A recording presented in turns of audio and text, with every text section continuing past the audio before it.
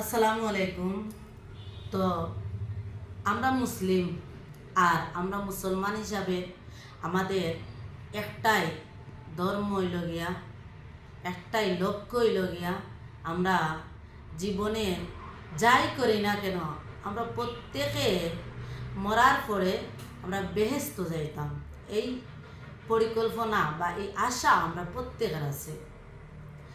কিন্তু এই আশা পাইতে গিয়া আমাদের মুহাম্মদ সাল্লাল্লাহু আলাইহি সাল্লামে আমাদের শেষ নবীও বলেছিলেন যে আল্লাহ তাআলার কাছে যখন আপনি হাত তুলবেন তখন কিন্তু সবথেকে বড় বেহেশত, যেটা জান্নাতুল ফেরদাউস, ওটা প্রত্যেকে চাইবে।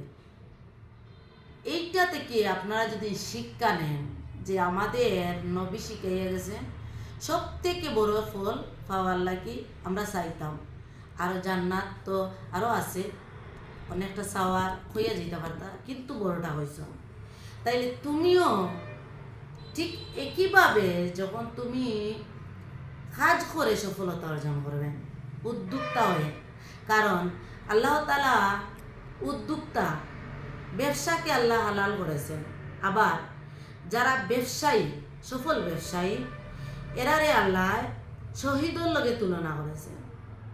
তাইলে আপনারা যদি সফল হওয়ার জন্য সঠিক রাস্তা আর সব থেকে ভালো ফল আর সববার ভালো চাওয়াটা যদি আপনারা চাইতে পারেন আর সব থেকে ভালো ফল আপনারা চাইতে পারেন, তাহলে আপনারা সফলতা অর্জন করতে পারবেন।